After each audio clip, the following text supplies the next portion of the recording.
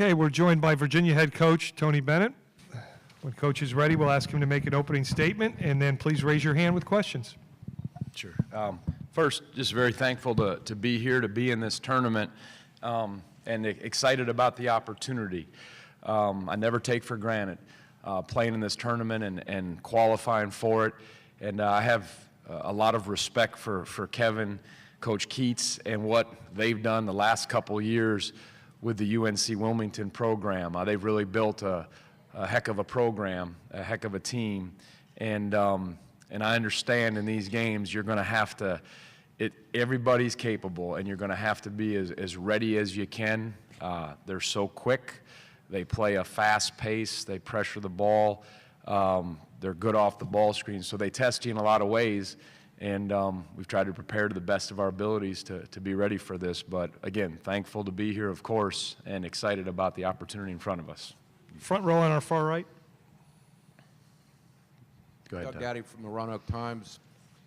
I think it's been 18 or 19 days since Isaiah had the strep throat. Is that kind of mystifying? It's gone through the team, and he still has it, and I guess the other guys are okay.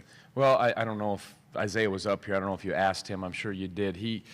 We've held him all week. He hasn't practiced, and we're hopeful we're going to, I guess, test him, or he's going to, go through our 40 minutes out on the court and see how he responds, and then kind of make it a game time decision. Hopefully he'll be able to play in spots. He says he's feeling better, but yeah, he's lost some weight, and he's such a warrior. He's given us whatever he can give us in those games that since he's been sick. And I think it's just a nasty virus that's gone through him. He's been tested a couple times for mono, and both times it's come back negative, which is good. And so we're just trying to be as smart as we can. And obviously he's the heart and soul of this team in many ways, but we'll see where it goes after today.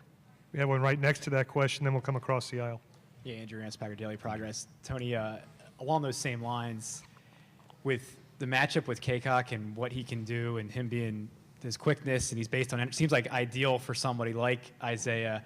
The backup plans, and is this a time where maybe Mamadi could have a factor? How much can Jack guard him? How do you like that matchup if you don't have a full Isaiah Wilkins? Well, my standard line, we'll need them all, right? And that's not just a standard line, we will. That stat is still remarkable, what he's done. He's shooting 79.9%, and I think it's because the guards are so good, and he rolls. He's got good hands. He can do stuff. But yeah, we'll need to be sharp on him. And of course, there's guys Jack and Mamadi and Jared, and hopefully Isaiah, and handling that. But he is quick.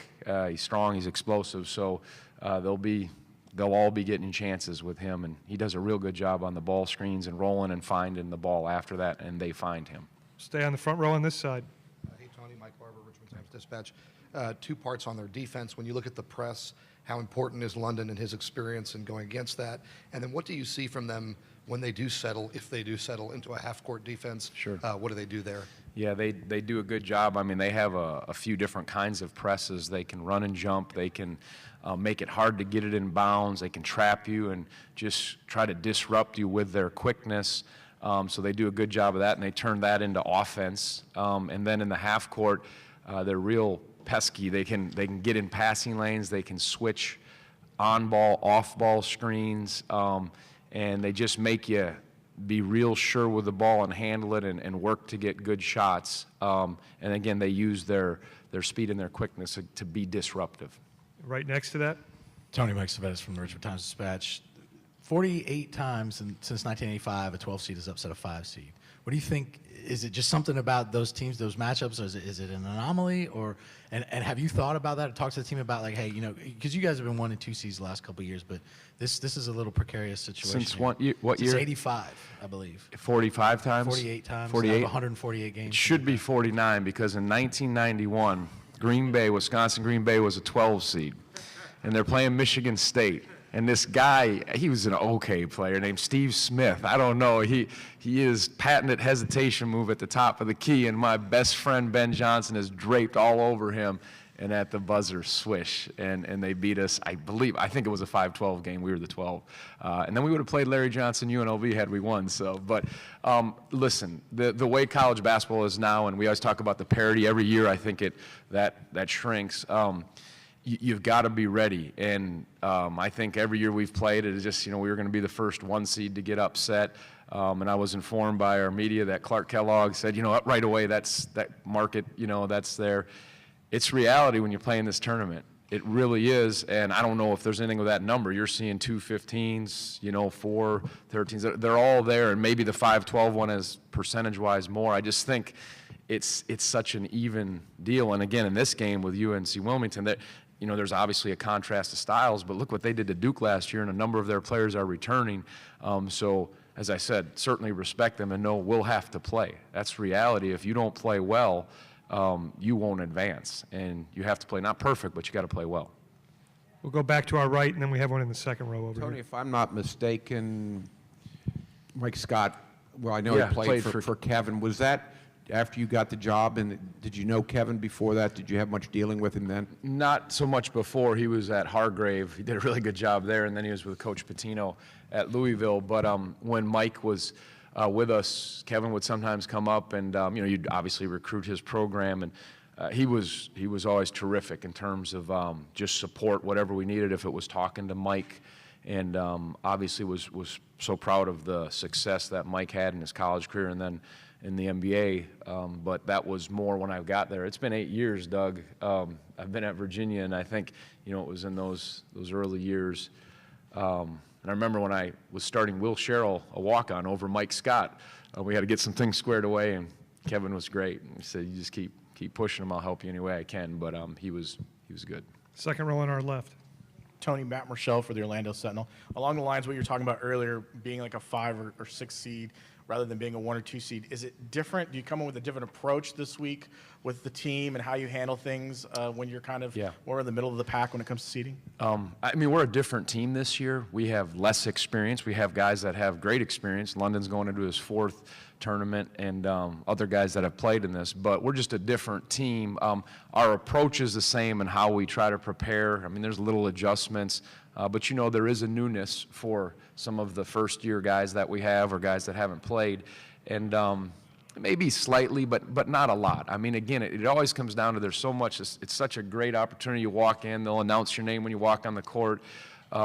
Stay at a nice hotel, but it still comes when that ball's tipped, who can lock in, who can execute, who can win the battle of the possessions and do the things you do. And I think that's what you got to get to and not get caught up as much in the outside stuff, or say, okay, now we got to be different because we're there. We have to address how different and good UNC Wilmington is, but I don't think there has to be constance in your approach. Front row, and then if you could hand it right behind you. This might be first time maybe all season or in a while where maybe you're the taller, the bigger team in this kind of matchup. Do you try to exploit that? I know that you've talked all year that you guys aren't really wired to go inside and things like that, but do you try to do that maybe a little more tomorrow considering the matchup? I think you see what the game brings. You try your hardest to, obviously, as we, be as good as you can defensively, rebound, and then offensively, if there's opportunities, you always try to offensive rebound, but they do a good job with that, and if there are opportunities, absolutely, you will. But again, it doesn't change your whole game plan, and they're disruptive. They use their smaller guys to kind of get you a little frantic, and you're going to have your composure with it. And if we have some opportunities, hopefully that size will show. Second row.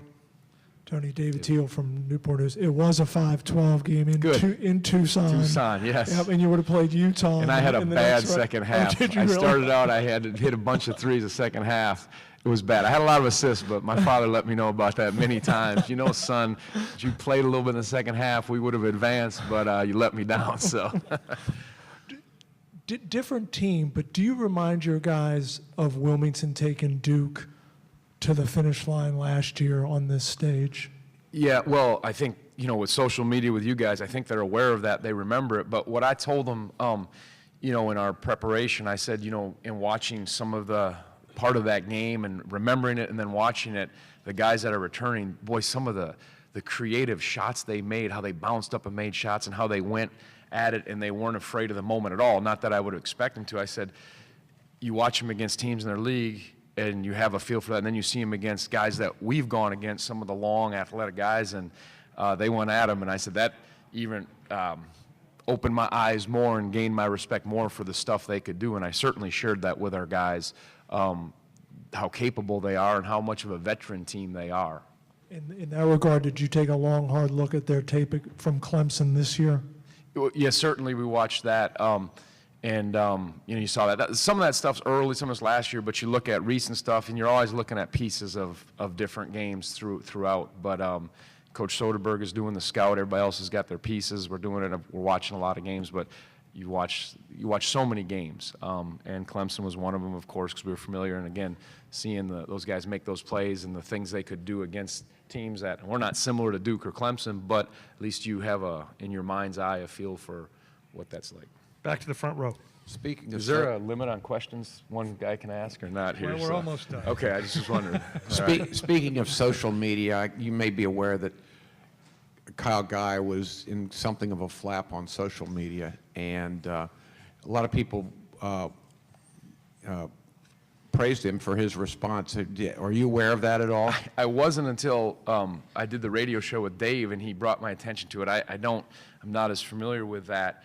And it's funny, I just asked Kyle, we were getting on the airplane, and I said, hey, I was on my radio show. I go, what happened? What was going on? And we talked about it. That stuff, you could catch me. I said it on my radio show. I've been in games where we're getting blasted, and I might look at my staff and just say, look at that guy's hairdo over there. Look at I might make some crack, and we might giggle or laugh, or who knows what. Just sometimes there's a lightness in a moment.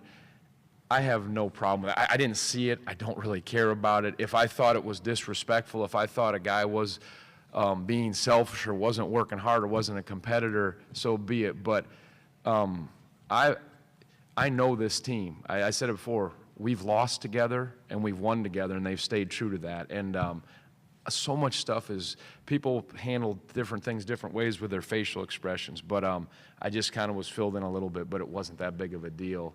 And I trust Kyle with that, without a doubt. I trust all my guys. Coach, thank you very much. Yep. Good luck tomorrow. Thank you.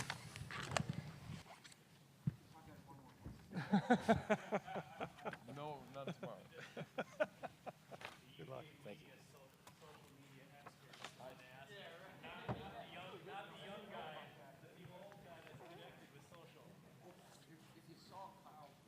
Florida will be up at 1:35. Florida at 1:35.